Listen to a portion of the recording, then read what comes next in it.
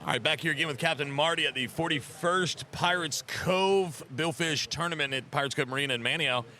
Marty, we've already gone through the updates and everything from today, and we'll run through those again a little bit later. But let's suffice it to say the Pelican is in first place. A lot of our listeners know and love Arch on the Pelican. He's in first place. Right, absolutely. That's something to be said for sure. Yeah. Absolutely. But there is discussion right now. You hear it in the news. I've heard it on local radio. Discussion regarding the storm Ernesto out there. It's kind of spinning around, making its way, I don't know, close to Bermuda now. I don't know exactly where it is and what it's doing, but I know that there's the potential for some swell to be sent this direction. It's amazing, and a lot of people don't realize if you go out of Oregon Inlet to the sea buoy and put your boat on 120 degrees and go 600 miles like Bull Tolson and several others did this summer, you're in Bermuda. Right. I don't think a lot of people in Outer Banks realize that. No, yeah. So it's 600 miles, yes, but when last time I saw the storm was supposed to pass over Bermuda like Saturday night or Sunday, and we will get a lot of swell. And I was just talking to several people. There's some swell starting to build a little bit right now. So the concern for this tournament is getting across the bar safely. Okay. Tomorrow, which is the last day of the tournament. Right, of course. So now when you talk about the bar, now I heard something, maybe the wind might shift. Yeah, and you know what? I'm glad you said it that way because a lot of people don't know what we're talking about when we say the bar. I was going to ask you, what is the bar? Is that like, where you go to get your occasional cocktail or libation? Well, it's where you go and you may need an occasional cocktail after you're done. Let's talk about the bar. So the bar is in any inlet is where the ocean and the backwaters, in this case the Pamlico Sound, meet.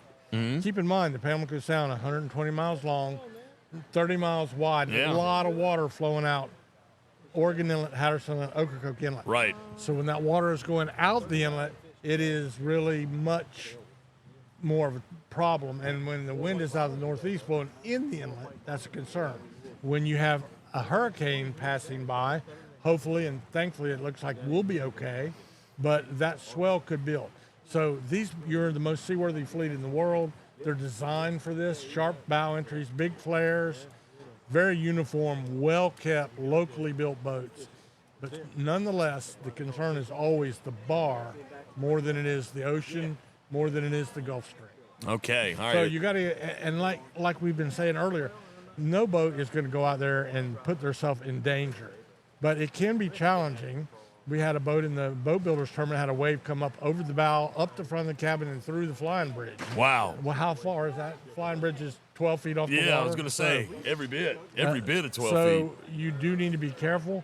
The things that are in your favor, in addition to the sharp entry and the big flare, is horsepower. And you would know that, Justin. Yeah, the power to get around a breaking sea, like to the left or to the right, similar to what a surfer does when he's paddling out, you try to take the path of least resistance. The difference here is the bar is always the shallowest part of that. So after everything we just said, you end up having outgoing tide, wind blowing in the inlet, shallow water where there's only so much room to move all that water. That's right. It's definitely a concern. I don't think it's going to affect us tomorrow. And what you started out this conversation with, the wind coming back around out of the southwest will, at least on the bar, will keep it knocked down a little bit.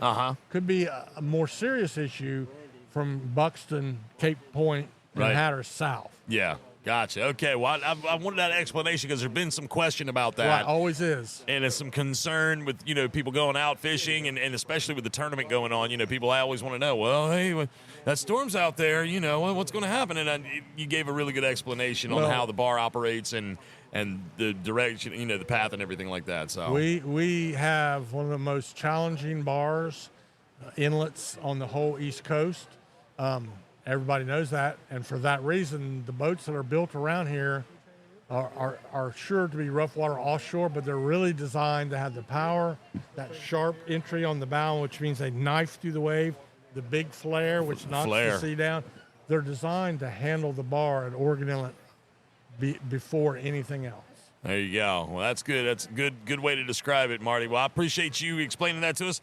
Again, we're out here at the 41st Pirate Sky. I'm looking at Gary Oliver right now. Gary Oliver, Outer Banks Pier, Fishing Unlimited, Fish Heads Bar and Grill. Gary, care to say a few words? No. That's only one word. That's one word. He gave me a word. A word. Okay. We'll be back with Captain Marty in just a little bit.